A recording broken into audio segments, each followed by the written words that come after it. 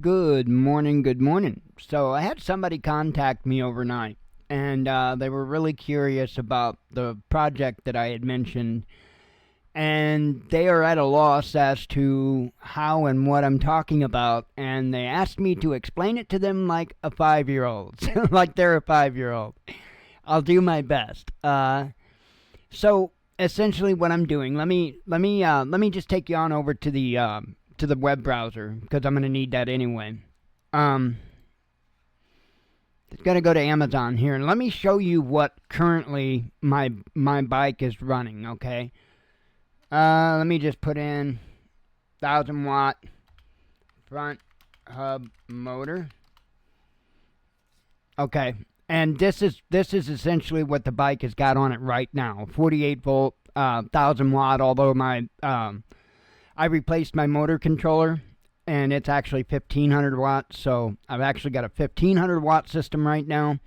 However, the motor itself was sold as 1,000 watt. It doesn't matter if you throw 1,500 watts into it, you're not going to hurt it. So I wouldn't go crazy and try pumping like 3,000 watts in it or anything like that. I don't know how well it could handle that. It may be fine with it. There again, it may not be fine with it. So anywho, this is what it's got right now. It's just got a standard 26-inch, 1,000 watt, 48 volt front hub motor. And it works great. I mean, there's no issues at all. It works absolutely phenomenal. There really isn't anything in it to speak of to go out. You've got bearings and you've got seals. Pretty much everything else is coil windings, and magnets. So there's not a whole lot really to go out in it. Just keep your seals good, keep your bearings good, and you should be fine. However, the problem is with a hub motor like this, it's called a direct drive motor, and it has a fair amount of torque, not a lot. It's just got a fair amount of torque, and it does fine for riding around on the street. Would do fine on paved bike trails, and I'm not talking about like the off-road kind of bike trails. That's where it won't work. My bike, as it is, I could not take it off-road and do much good with it as far as the motor's concerned because it doesn't have that much torque. That entire, and I've showed it before, and I know I've actually got a picture right here. Let me pull it in. Bring it back over to the browser. So this is when I had pulled the one apart, the one that was on Jen's trike, and it was all rusted up. And if you notice, all you see is there's magnets on the outside here, and then on the inside there's coils.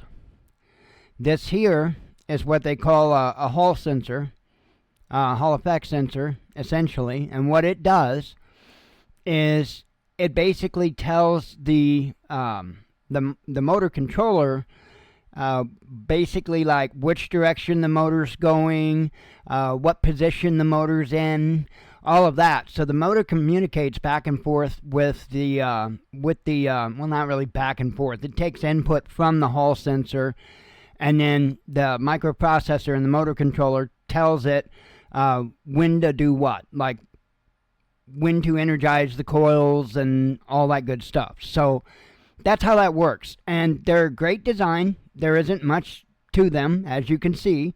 I place the bearings right here. You usually, might have to replace those, and then there's seals on the outer housing that you may have to replace.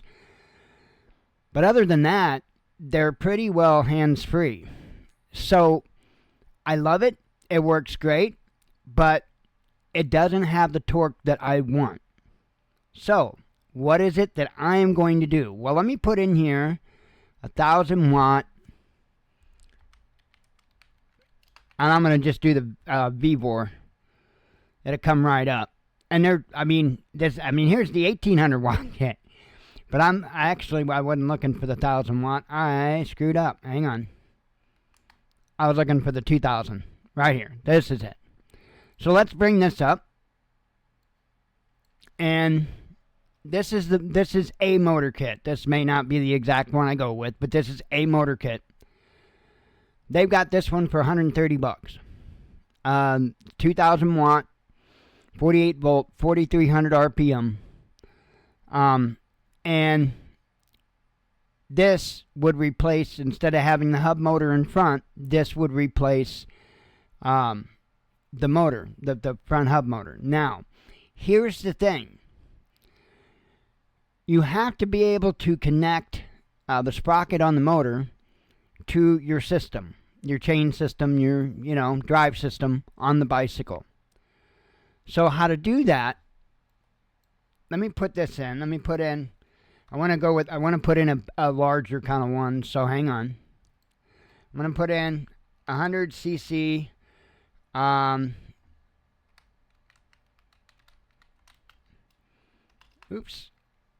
cc bike engine, 100 cc jack shaft kit. And you're going to get these. So let me click on one here.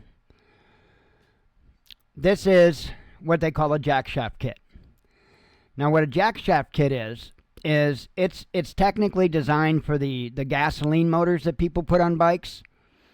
And what it does is it basically switches the output of the motor to the opposite side. So on the combustion motors for the motorized bikes, your output is on the left side. The output of the motor is on the left side. What those kits stock have you do is they have you mount a second sprocket on your rear rim, and then you run a chain from your jack shaft to the rear rim, or not jack shaft because that's without it, from the motor to the rear rim. There's nothing wrong with that. However, you got what you got. You're stuck with that. If you use a jack shaft kit and transfer the power back over to the right side, now you can get a hold of the chain system for your regular drive and use that in order to propel your rear wheel instead of a separate sprocket. Now, the advantage of that is if you've got a 7-gear cartridge in the back on your bike, like mine is, now you've got 7 speeds. You're not stuck with just that one speed based on your sprocket sizes. So that is the theory behind doing it with a combustion engine. I will be using an electric motor, and its output is already on the right-hand side. So I don't technically have to have a jack shaft kit to put it in the right place. But there are 2 things that I can utilize in the jack shaft kit.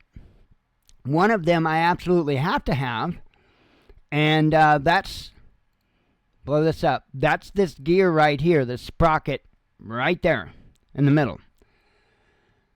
What that does is, you can see it's got 2 different chain rings on it, and what that does is it will spin one way and it won't spin the other way. So you know how like on most bicycles, I'm talking the ones without coaster brakes.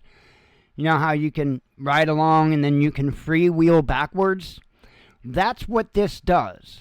This allows it to freewheel backwards. And the reason why you need that is because you don't want to have your feet on those pedals if that motor's hooked up directly to the pedals, because it's going to spin the pedals too, and that could get nasty.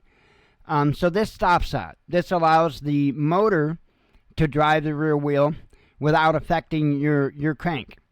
So that's what that's for. The second thing that this kit's got that will come in handy is the actual mounting plate itself, because of the way it's set up. Let me see if I can find an image or something that I can show you.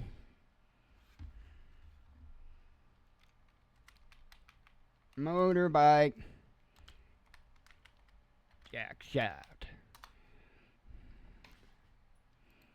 Should be able to pull up some images here. I'm looking. Oh, that one probably. Oh, well, they've actually got a picture on there. So, yay, that'll work. Okay, let me bring you back over. Okay, so here's one installed, and as you can see, the output of the combustion engine is on the left side. So what they do is they run a chain from that output to the actual jack shaft. It's just a shaft here. And then that shaft transfers back over to the right side to where there's going to be another gear. And then you connect that gear to the, would it be the smaller one? I can't see which one's which. Looks like it would be the bigger, so the bigger chainring on the outside is what it looks like they've got their jack shaft connected to. And then of course that will operate the rear wheel. This mount though is going to come in super duper handy to be able to mount that motor kit. Very super duper handy. So that is why and how that I'm going about doing this with my bike. I kind of don't know how to break it down any more than that. It's pretty simple design. It should have just boatloads more torque than what it did. And it should have more speed. I'm not after the speed. It's not speed that I'm after. It's power. It's being able to, I'd like to be able to take it on an off-road bike trail. That would be cool. Right now, like I said, the motor would help you, but it wouldn't. There's no way it would come close to doing it itself.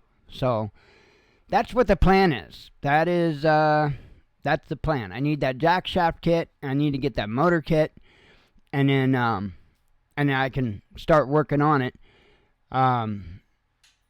We'll see. It might turn into a over winter kind of project thing, because there are a lot of things that need upgraded on it, like the brakes for one. The front disc brake, it works okay-ish. I would like to switch over to hydraulic. And then the rear, it's only got the that whatever C-clamp, V-clamp, whatever brake system on it. And, they're different. They're not all created equally. I've had plenty of bikes to where you breathe on that rear brake and it locked the tire up. That is not the case with my bike. You can clamp down on that brake as hard as you can, and you are not going to stop that wheel. It'll help you slow down, but not much. Pretty ineffective. So I either need to put disc on the rear, which is going to require me to, for one, put a different rim on it, and for two, I will have to get one of those like universal mount things in order to mount the caliper.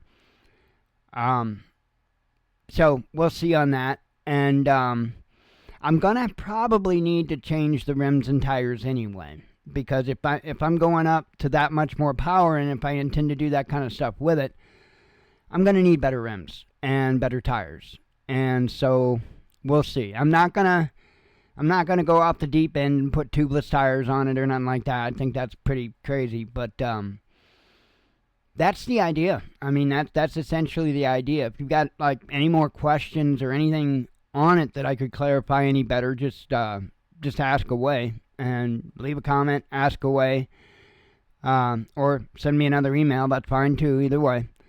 But that's the long and the short of it. That's what I'm doing. That's the change that I'm making. I've been eyeing this up for a little while now, and I got to check out some gasoline-powered bikes, and that's where I kind of started learning about the jack shafts and stuff like that, and how they were doing different things.